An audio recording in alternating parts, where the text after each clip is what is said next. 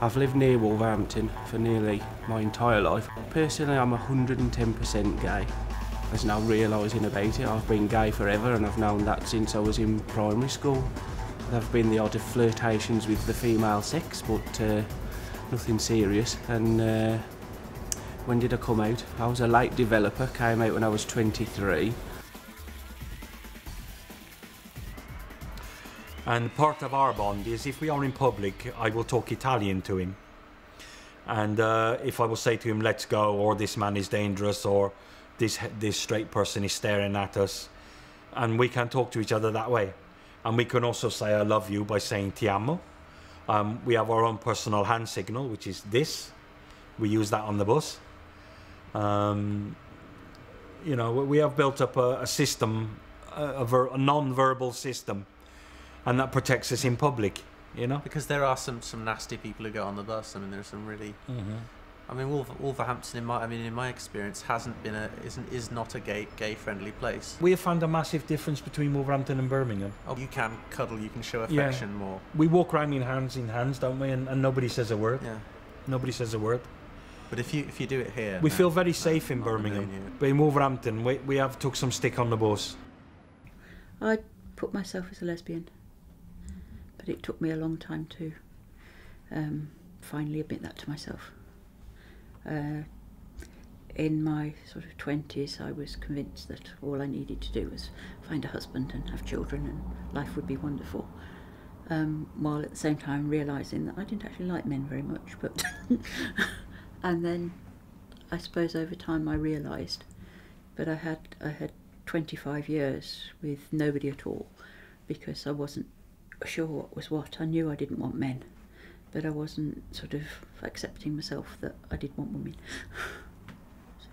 So I only came out when I was 48. So in terms of marriage, which is obviously something that I am going into at the moment, I really think things need to continue to progress and change. From a personal perspective, I disagree with civil partnership. I will go through that process because that's the only option that's available to me. But I think it is a very, whilst it's progressive, I think it's a very strange situation where I can have a civil partnership, but a heterosexual couple cannot, and I can't get married, but heterosexual couples can. So I'm certainly very supportive of, you know, marriage becoming legalised. I'm starting to help other young trans people to kind of like, you know, not to go in the same footpath I was, for making the wrong choices, just because you just want to be yourself that quick, you know. It's not just about the image, it's what you know in the inside where other people don't know. My partner's kind of like helped me as well to kind of like move, and he's been there every step of the way, you know, he's defended me, and to me he never treated me any different. It's just natural. When you love someone, it's just there, not from what you see. Yeah, so I've been with Kevin now like for 3 years now. We're thinking of having a home and just having children, but there were times where I never thought like I'd never feel like this or feel like I'm ever gonna get married or anything like that, but he's just starting to say like, start thinking like that, start thinking positive, and I'm just like, I don't know, I'm not used to it, you see.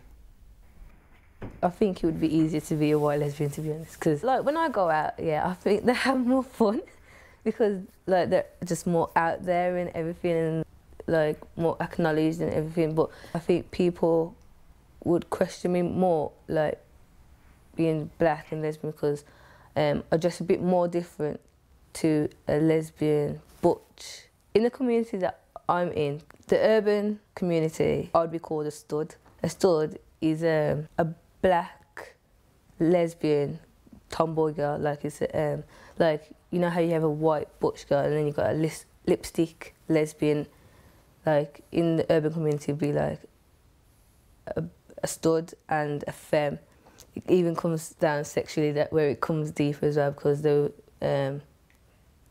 expect studs to be more of the manly role and do more manly things. I was 18 in 1967. I didn't really come out till the early 70s, several years later. But I mean, clearly some of these pubs had existed from before 67. So there was, I mean, increasingly from after the end of the Second World War, there was a kind of nodding acknowledgement that gay men existed and were meeting one another. The trouble is, you had no safety. So even in the early 70s, I mean, I can remember sort of police just arriving in a club and it's all being turned out and sort of, you know, lined up against a wall and even after legalisation. And you know, I said I lost a job because I was done on a cruising offence. I mean, that's because that was sort of, you know, certain police officers at Partick Police Station in Glasgow decided that they would choose to spend, they thought the way that what they were employed to do was to hang around in Kelvin Grove Park and catch gay men having sex with one another.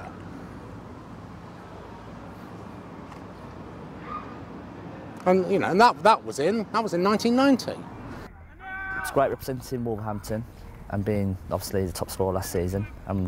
There's not many of us that are gay on the team, but we're still all family and treat each other the same, and we don't change the way we speak to each other and treat each other based on whether we're gay, straight or bi. It's just a gay friendly football team that we love playing for.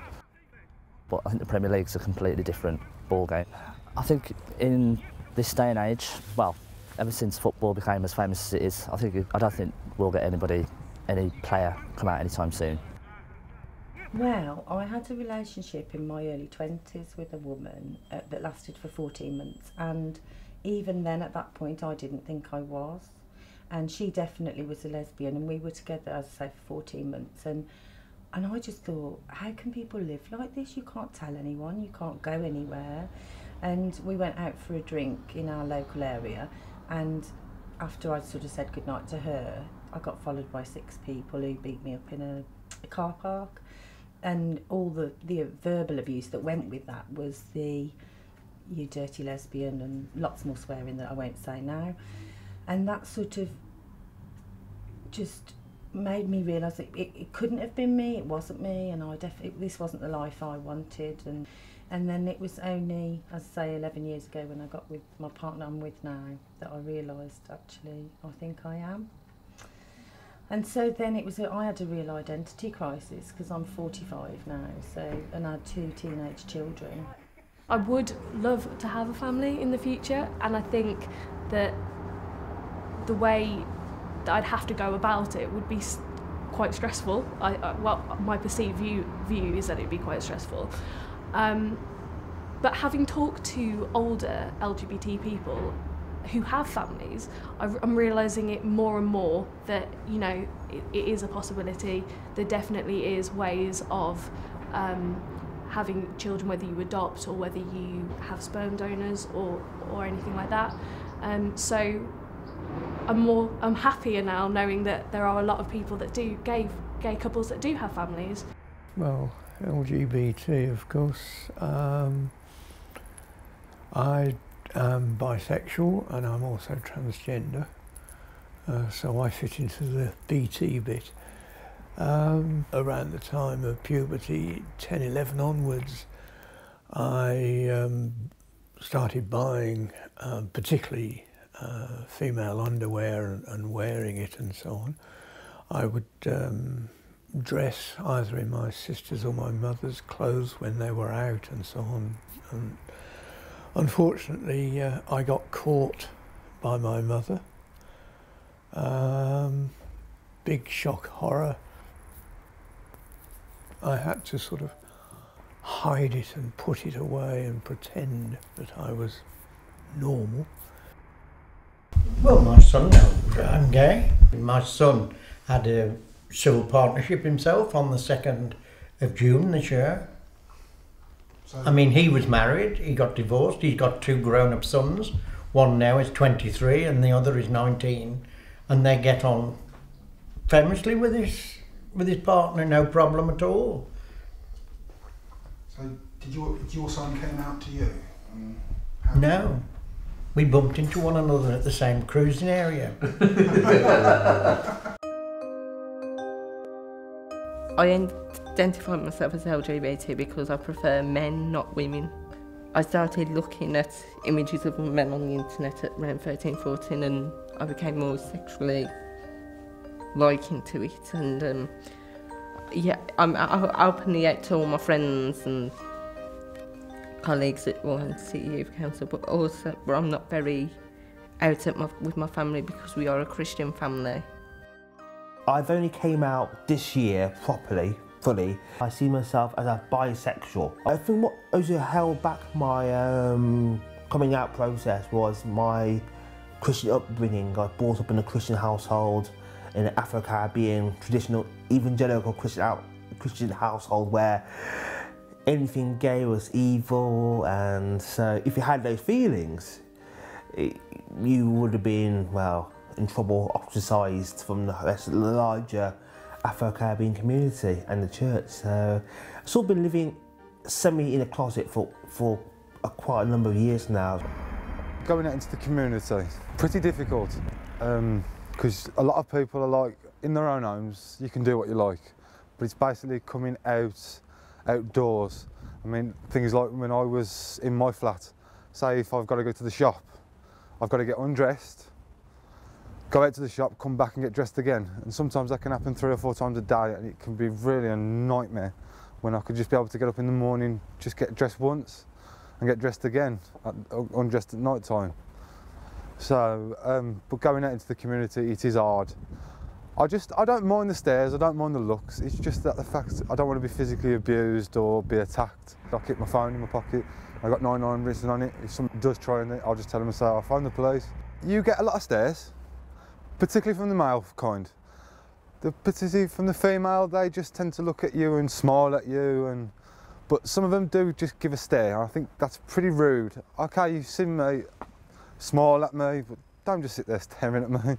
But I just think if somebody stares at me, I thought, am I that gorgeous? You've got to keep staring at me.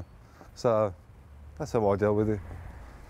I've started to just think, forget what other people think, just think what you think and just go about it and just walk down the street as if no one else is there, just but you.